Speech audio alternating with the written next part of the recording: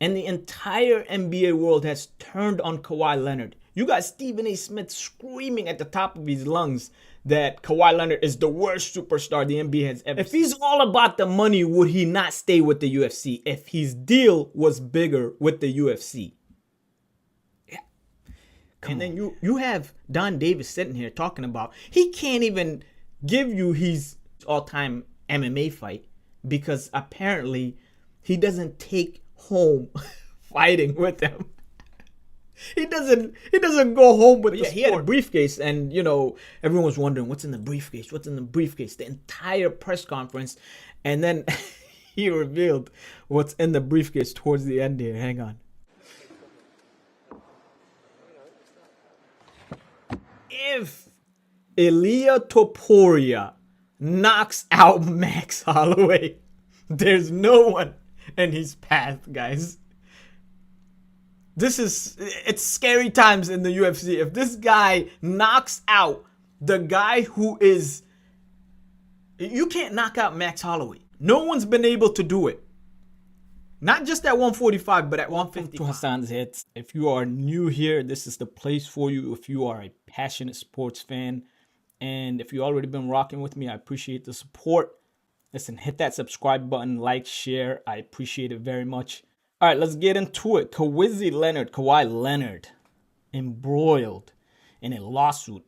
I mean, he's not in it, but his name is thrown out because an ex-LA Clippers strength and conditioning coach who was hired in 2019 is suing the LA Clippers for what he deems is wrongful termination because he brought up the management of Kawhi Leonard's health and injuries. I'm still, in awe that no one, I shouldn't say no one, but the fact that this is not hot news right now.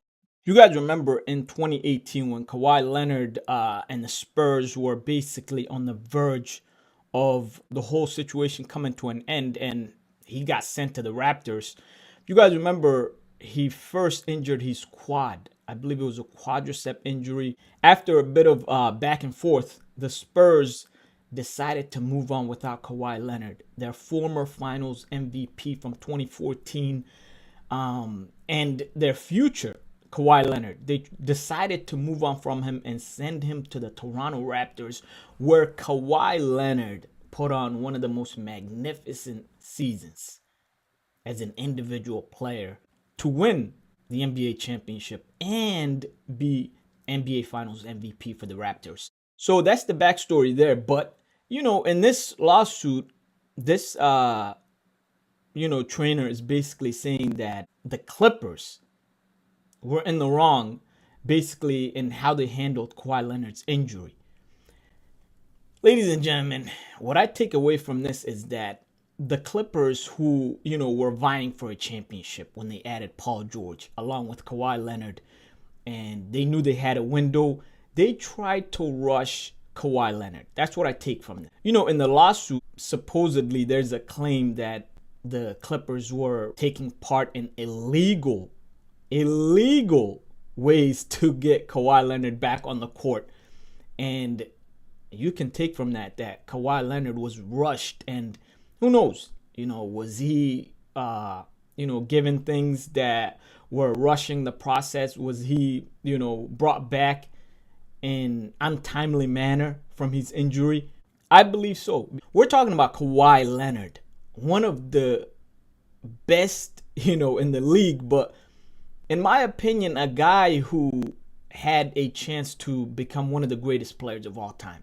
If you look at Kawhi Leonard's resume right now, with all of the injuries and everything that has happened and all the time he spent away from the court, Kawhi Leonard is still first ballot Hall of Fame. And for a guy like that, if he had a full career with no injuries and, so many things that went wrong, he would have been one of the greatest players to ever play this game, in my opinion. Now, what's very interesting about this lawsuit is that this trainer also claims that the Clippers have been engaging and, trying to get Kawhi Leonard since 2019.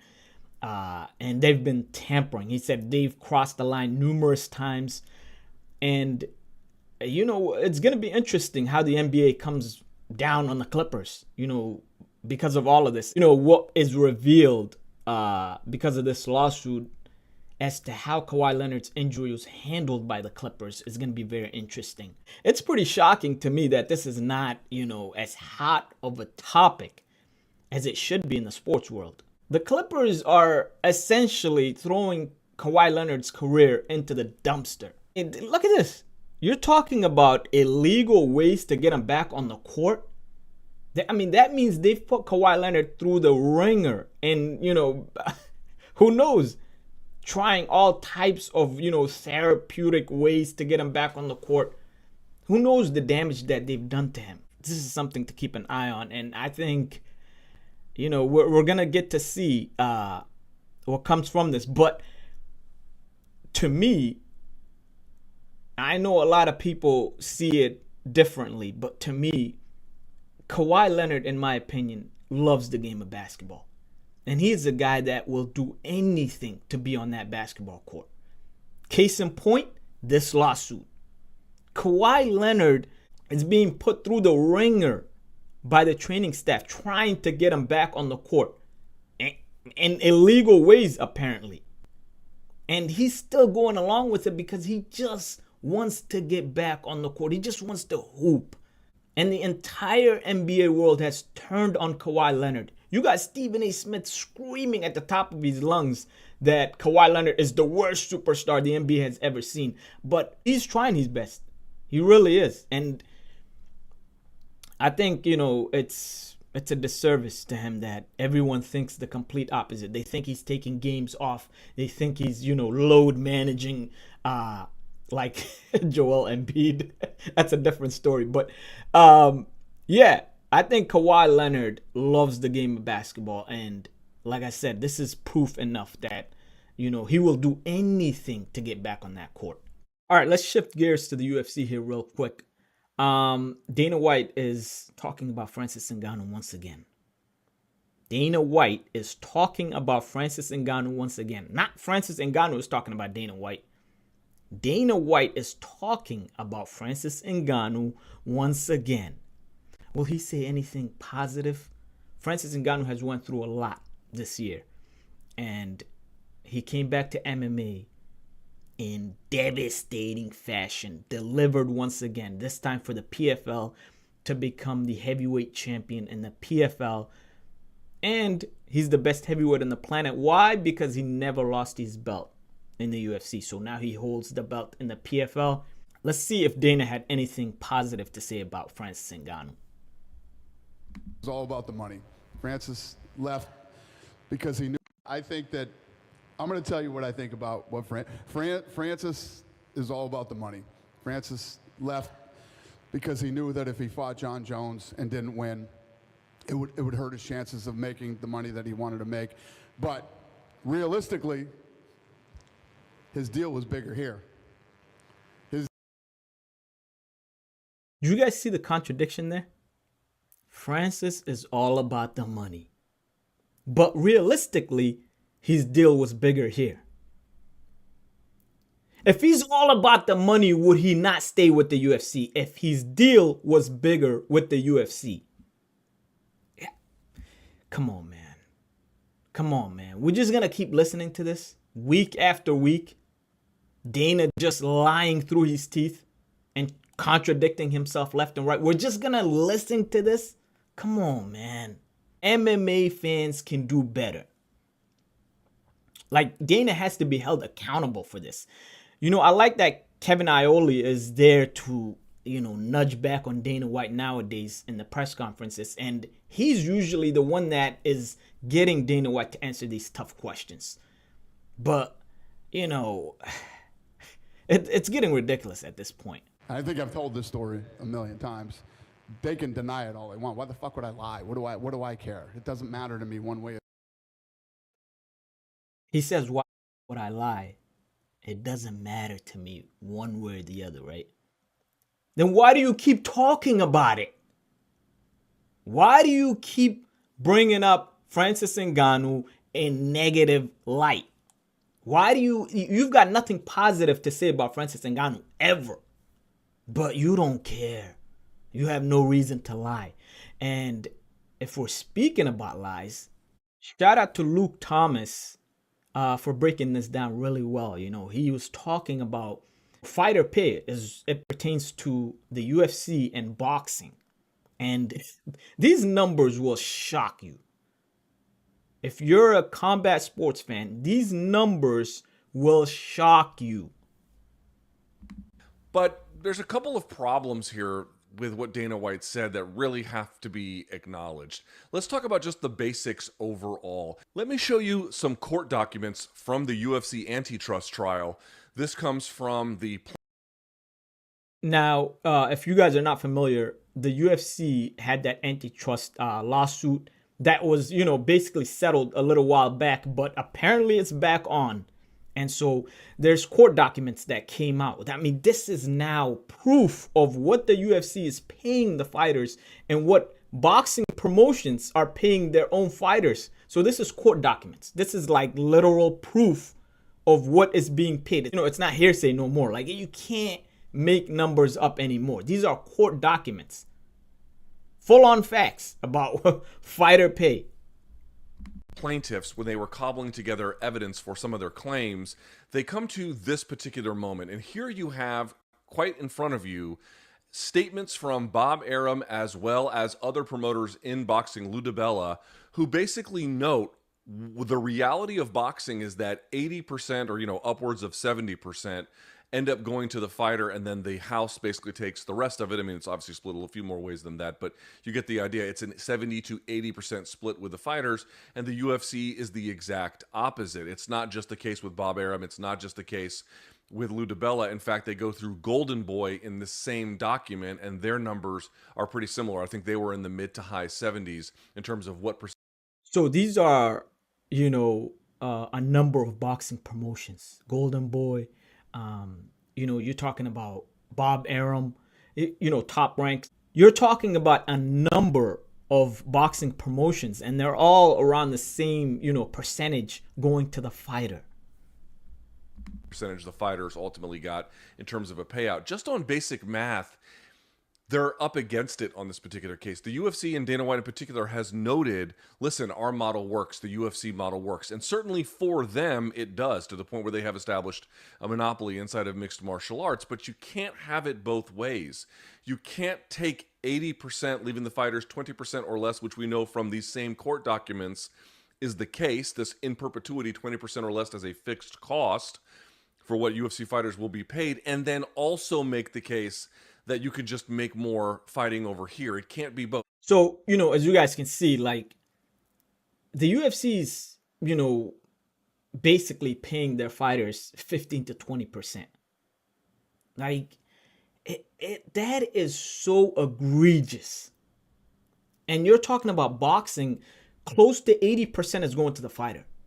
Boxing promotions are doing really well compensating their fighters. Now, you can make the argument that the UFC is able to have a huge roster and, you know, they pay a lot of fighters and all these things, and boxing is not that way. They're paying a select amount of people, so they don't have to, they're not really taking care of a lot of fighters, right? Whereas UFC is like, you know, oh, we got like 400 fighters and, you know, we're taking care of all of them. But what does it mean if you're not, you know, getting any, like, some fighters in the UFC are literally holding down jobs and fighting for the UFC. That's, come on, man.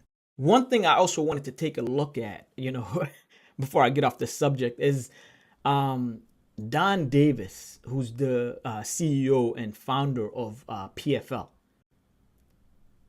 Don Davis revealed to us apparently that he's not a fight fan, but he's a promoter.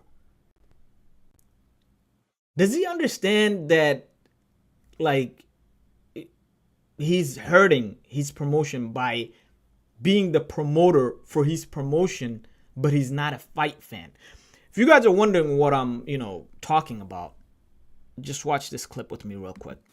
Cole, what is Don's favorite all-time MMA fight? So, Don, you have a night out, you go home, and you're just like, man, I want to watch a fight. What's the first fight you're going to find?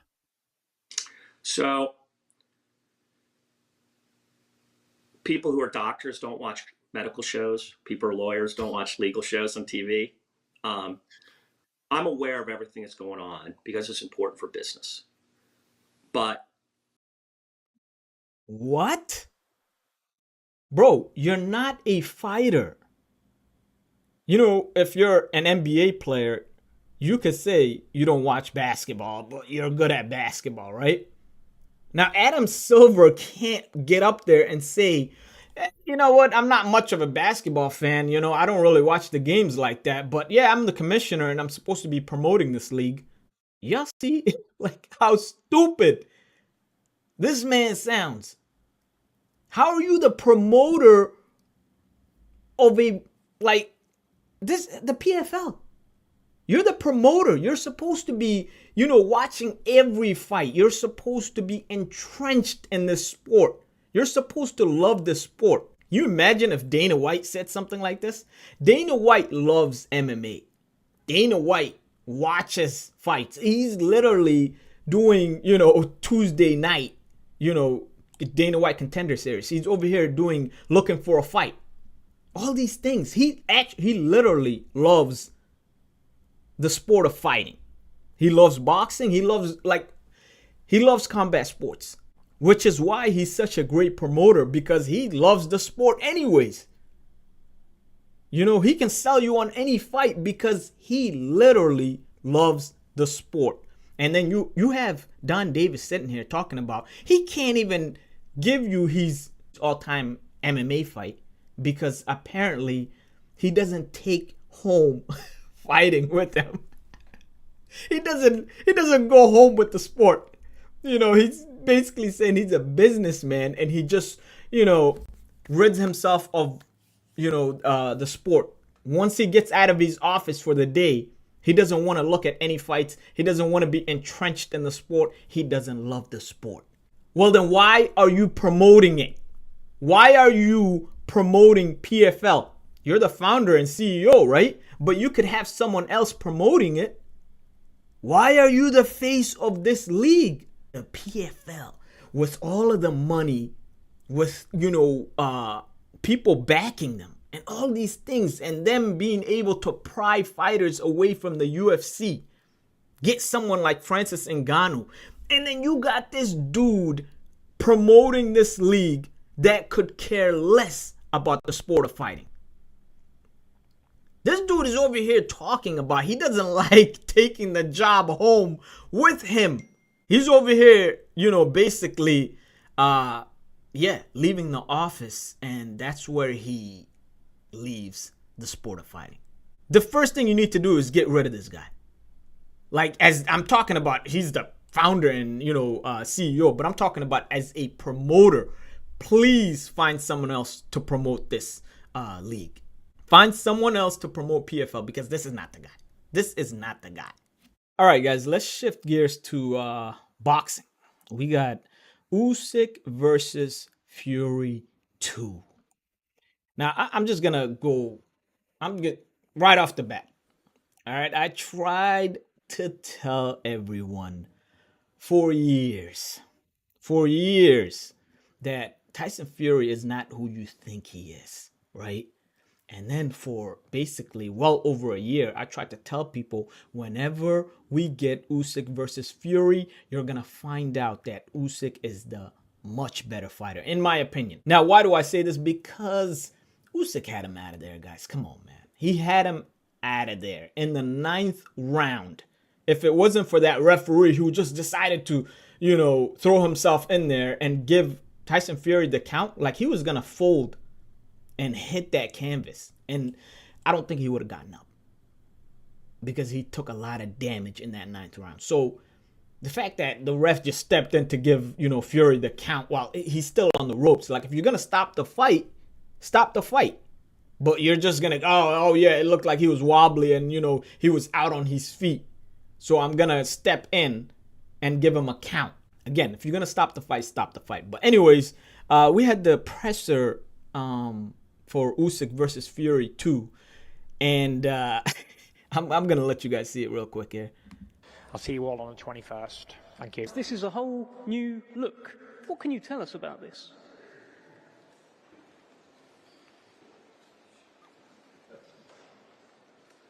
I don't know.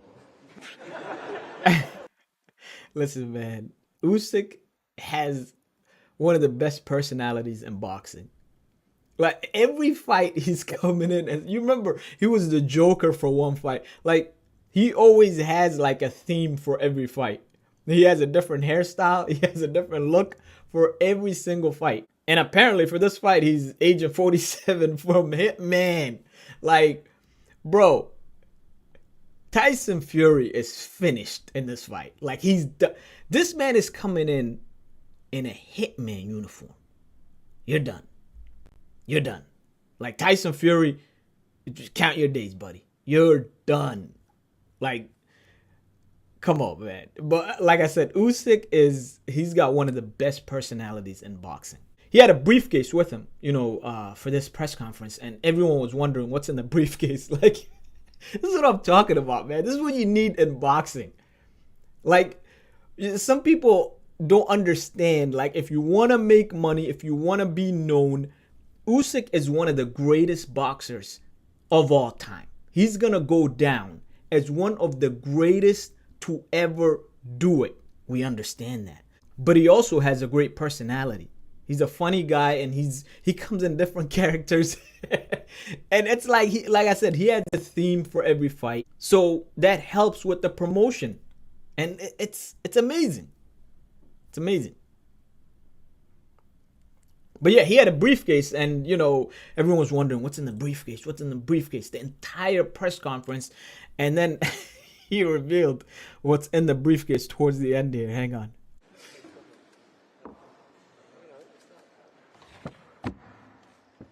You can decide. Yes.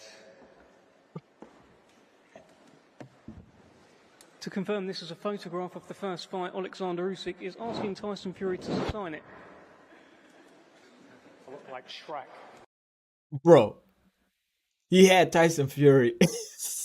So he had like a poster or a photograph basically in the briefcase. And it's a photo of him beating the brakes off of Tyson Fury in that first fight. And he had Tyson Fury sign it. Now, credit to, Tyson Fury, because, he took it all in stride and he did sign it. He didn't make a fuss about it or get mad about it. Credit to him.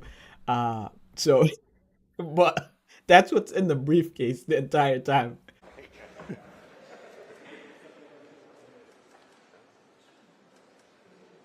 a picture of me taking a big left hand to the jaw. And he is blocking. It's a nice one. Alexander, if you'd like to show the picture, please. You will find it tomorrow on eBay.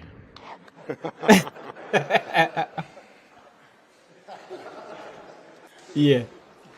There you go, signed and sealed from Alexander Usyk. Probably not on my press conference list today. Alexander.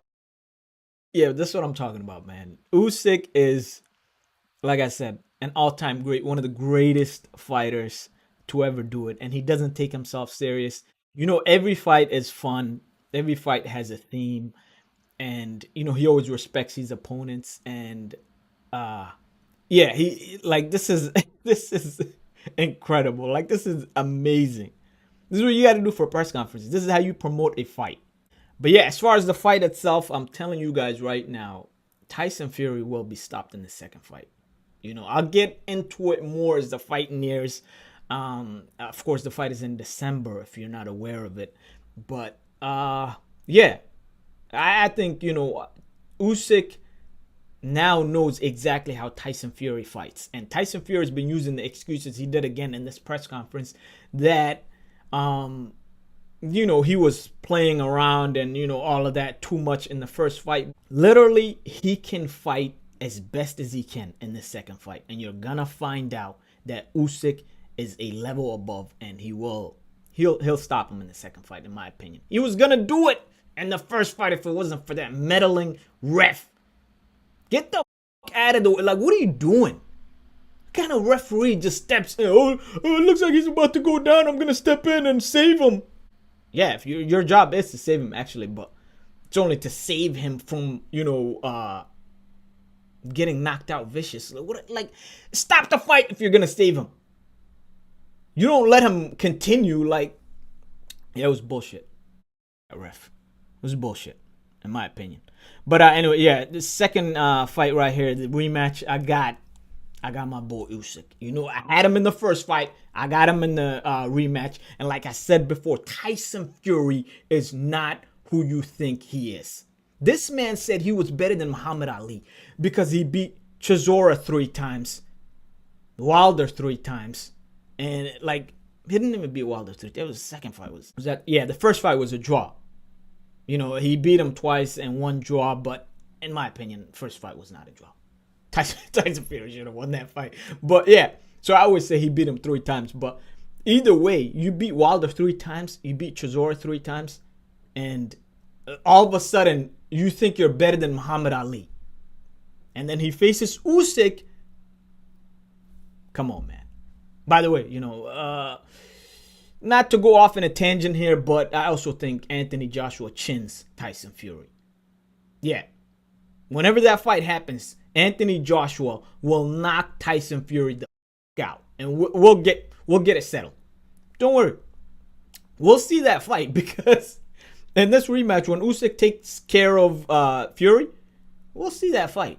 Don't you worry.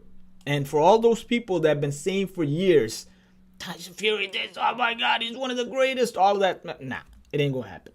All right, guys, to finish off real quick here, I'm gonna go ahead and make my picks for UFC 308 from Abu Dhabi. All right, we got Topuria versus Max Holloway. We got my boy Robert Whittaker versus Khamzat Chimaev, who's back. He's back. He made weight. He's back. Ankalaev versus Rakic. Great fight. Great matchup. Listen, all right, I'm picking from these 3 fights right now. I'm going with Ankalaev. I just think he's a step above. You know, Rakic is a monster. Like, he's not. Rakic is going to be there to fight. But I'm going with Ankalaev. I think he continues, you know, being a great fighter that he's been in the light heavyweight division. Of course, you know who I'm going with. Whittaker versus Chimaev. If you guys have been rocking with me on this channel long enough, you know it's Robert Whittaker's season. One of my favorite fighters all time in UFC history. Robert Whittaker will starch Khamzat Chimaev. And we're going to see Robert Whittaker versus Dricus du Plessis. In Australia, maybe, I don't know if they can figure out the South Africa situation. Maybe in South Africa if they can figure it out. But I got my boy Rob Whittaker starching Khamzat Chimaev. Now, you know, Khamzat's nothing to play around with, you know. If Khamzat is, you know, game and, you know, if it looks like he trained really well for this fight, you know, and, yeah, Khamzat's nothing to play around with. But I got my boy Rob Whittaker in this fight. Ilia Topuria versus Max Holloway. Listen, Topuria surprised me against my boy Volk, all right? I had Volk winning that fight, but Topuria folded him. In my opinion, some of that was helped because Volk got folded by Islam just a few months back before that. So Volk wasn't fully recovered, so maybe he doesn't get chinned in that fight if he was fully recovered, right? But he probably would have beat him, to be honest. You know, Topuria's power is different.